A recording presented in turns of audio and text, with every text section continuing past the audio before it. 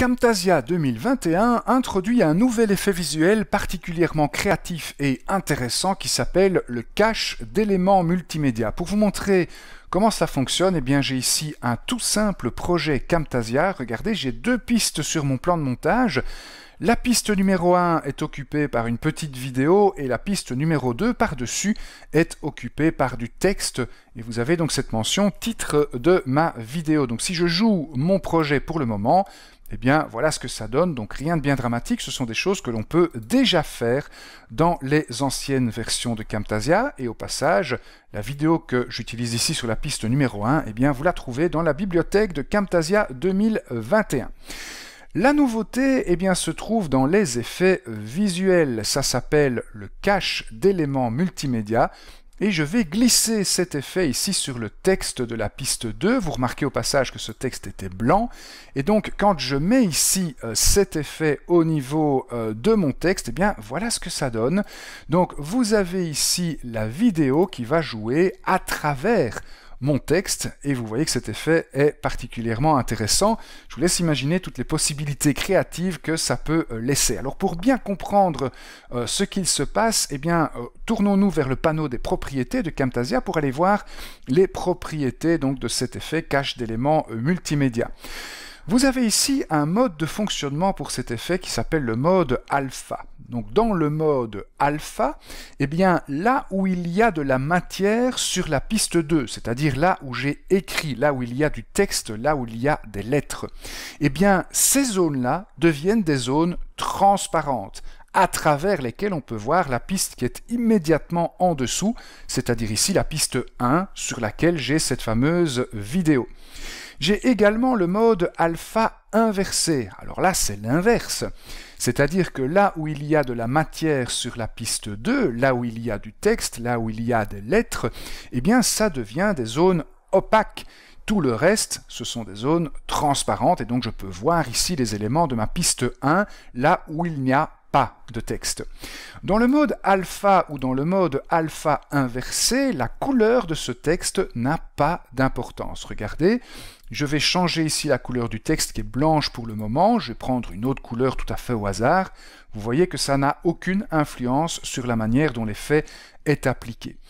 Alors je vais retourner au niveau des propriétés de cet effet et je vais maintenant vous parler du troisième mode de fonctionnement qui est le mode luminosité. Alors là, la couleur du texte a de l'importance. Donc je vais revenir au niveau ici du texte et choisir une couleur tout à fait au hasard. Et vous voyez qu'en fonction de la couleur que je choisis, eh bien l'effet sera plus ou moins prononcé. Donc je joue ici sur la luminosité de la couleur. Si je prends du blanc, c'est-à-dire la couleur la plus lumineuse, eh bien vous constatez que la matière qui se trouve sous la piste 2 est complètement transparente et donc laisse passer ce qui se trouve sous la piste immédiatement inférieure. Si mon texte est complètement noir, c'est-à-dire la couleur la moins lumineuse, la plus opaque, eh bien vous voyez effectivement que ce texte est opaque. Et puis j'ai toutes les nuances intermédiaires ici quand je choisis, vous le voyez, d'autres couleurs. Si je reviens ici et que je prends le dernier mode, le mode luminosité inversée, eh bien c'est l'inverse, hein, donc vous voyez que l'ensemble de l'image est transparente, sauf là où il y a du texte, et donc le degré de transparence de ce texte va dépendre, vous le voyez, de la luminosité de la couleur que je choisis. Alors dans mon cas, je vais revenir ici sur une couleur tout à fait blanche. Je vais revenir également sur l'option par défaut, donc le mode alpha.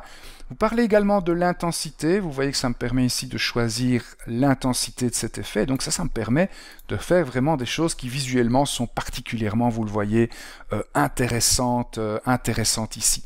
Je vais revenir de nouveau sur voilà l'option par défaut, donc le mode alpha avec une intensité de 100%, pour vous parler maintenant du noir que nous avons ici autour. Donc, j'ai appliqué mon effet cache d'éléments multimédia sur le texte qui se trouve sur la piste 2, et donc cela décide de la visibilité de ce qui se trouve sur la piste immédiatement inférieure, c'est-à-dire la piste 1, donc sur laquelle se trouve ici ma vidéo. Le noir qui est autour, eh bien c'est tout simplement la couleur de fond de mon projet. Regardez, si je vais ici dans les paramètres du projet et que je choisis une autre couleur de fond, eh bien ce n'est plus du noir, mais c'est cette autre couleur de fond qui est maintenant visible. Alors je vais revenir ici sur du noir, donc de nouveau l'option tout à fait par défaut, donc j'annule ici mes changements, et je vais insérer une piste supplémentaire dans mon projet, une piste que je vais mettre en dessous de la piste 1, donc je fais un clic droit ici sur piste 1, et j'insère une piste en dessous, donc la piste 1 devient la 2, et l'ancienne piste 2 est devenue la piste 3. Sur cette piste numéro 1, je vais mettre un autre arrière-plan animé, que je vais également aller chercher ici dans la bibliothèque de Camtasia 2021. Mettons que je prends celui-ci qui s'appelle Flying Apps, et donc je vais placer cet élément ici sur ma piste numéro 1, et à ce moment-là, eh bien, vous voyez que ce n'est plus du noir que j'ai autour de mon texte, mais c'est ce qui se trouve sur la piste 1, c'est-à-dire pour le moment ma vidéo. Donc ça, c'est très important à comprendre avec cet effet de cache d'éléments multimédia, ça n'affecte que la piste immédiatement inférieure à l'élément sur laquelle on applique cet effet. Et donc vous voyez ici ce que ça donne, donc un effet qui est de nouveau particulièrement intéressant et créatif. Allez, autre petite application de cet effet. Regardez, je vais me placer un petit peu plus loin ici dans ma vidéo. Donc j'ai ici mes applications qui volent. Donc ça c'est le petit clip vidéo qui se trouve ici dans la bibliothèque. Je vais me rendre au niveau de mes annotations. Je vais prendre une forme. Je vais prendre par exemple ici cette forme que je vais essayer de transformer en cercle. Je vais mettre ce cercle ici dans le coin et je vais appliquer à ce cercle une animation. Donc je vais prendre ici une animation personnalisée que je vais mettre au niveau de ce cercle et ce cercle, donc de l'autre côté de l'animation, je vais tout simplement augmenter sa taille, voilà, pour qu'il couvre ici l'ensemble de mon projet, plus ou moins, voilà, quelque chose comme ça. Donc voilà ce que ça va donner. Vous voyez que mon cercle est ici très petit, et puis j'ai l'animation qui fait que le cercle grandit petit à petit.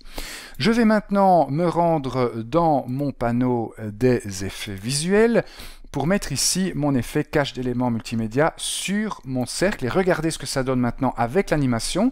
Donc là où il y a des pixels, là où il y a ce cercle, cette forme, eh bien j'ai maintenant de la transparence et regardez au niveau de l'animation ce que ça va donner. Ça va révéler petit à petit l'animation qui se trouve en dessous, et donc de nouveau ici un effet particulièrement intéressant, particulièrement créatif. Donc voilà pour l'effet cache d'éléments multimédia, c'est un effet qui est particulièrement puissant et qui va, je l'espère, vous permettre d'exprimer toute votre créativité. En tout cas, nous, on est impatients de voir ce que vous allez faire de cet effet.